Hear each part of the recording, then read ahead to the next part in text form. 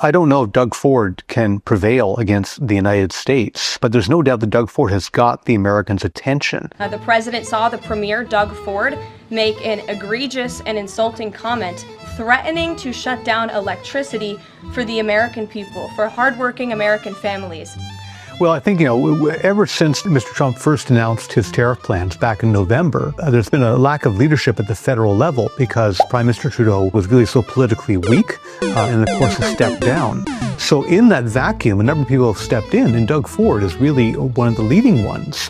And so he's really stepped in that breach. It's been a bit of accidental happenstance that Doug Ford has become this sort of Captain Canada figure. But he's really done well with it. He does very well with communications, such as his hat that said Canada is not for sale. He really has a knack for seizing the moment. He, of course, had an election back in February, which he called opportunistically, but he did win, and that's given him a new mandate. And his slogan in that election was Protect Ontario. And so he can say that's what he's doing. He's protecting Ontario and Canada by waving the Canadian flag. At the moment, he does seem to be the most prominent spokesperson for Canada. Premier Doug Ford has slapped a 25% tax on electricity shipped from Ontario to the U.S. in response to President Donald Trump's tariff plan. Well, I think that Mr. Ford's response has to be put in with the national response.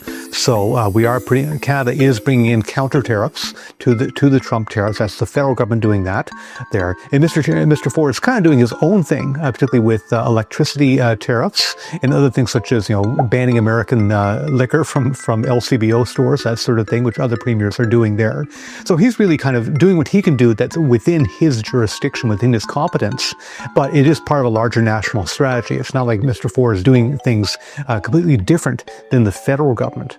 Unlike Alberta, where Premier Daniel Smith is a little more skeptical of counter tariffs, particularly for oil, and of course oil is being treated differently by the Trump administration, but Daniel Smith's approach is different than Doug Ford's. Doug Ford's is similar to the national governments there, so you have to see them as complementary more than anything else. No one knows what the right strategy is to deal with Donald Trump because, to be frank, Mr. Trump doesn't have a very coherent strategy of his own. His only objective appears to be chaos. And so it's very hard to do coherent business with a person who is not acting coherently. What he's doing is harming American interests more than anything else. So you've got to work with that, which means that no one has obviously the solution. There can be disagreements on exactly what the best solution is. But I think there's certainly a consensus that being nice to Mr. Trump doesn't help. Trying to be Mr. Trump's friend doesn't help. Trying to build a personal relationship with Mr. Trump and the people around him doesn't help. What does seem to get Mr. Trump's attention is being tough. And so that's what Canada is doing, being tough. Well, I think, Ontarians tend to have different opinions on Doug Ford. He did win the last election, but of course, a lot of people voted against Mr. Ford in the election, so he's still a controversial figure.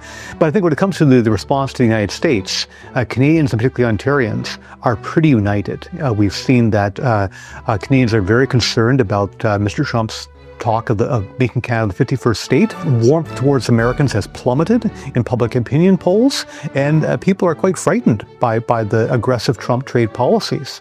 And so I think that really encourages a united all-hands-on-deck approach. So even if people don't like Doug Ford's policies as premier in different areas, whether it's roads or schools or municipal governance, people, I think, agree that we need to do something about the Trump tariffs to protect Ontario and Canada in that way.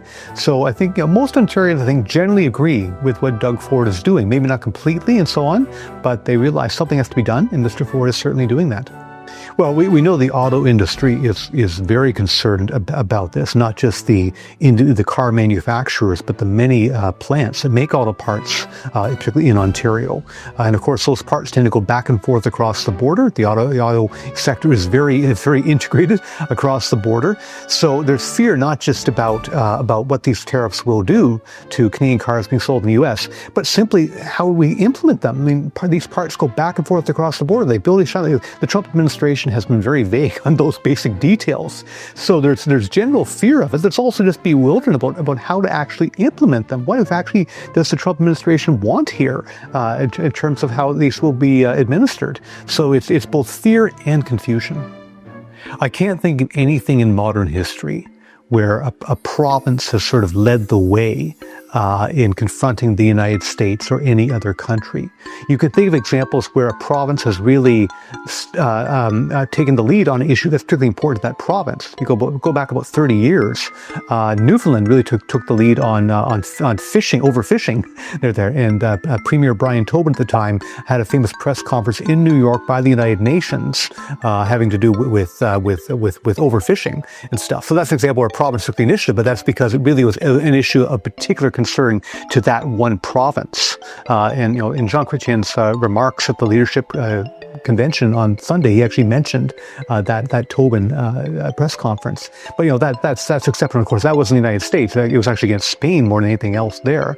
So it's hard to think of another example where a province are taking the lead like this.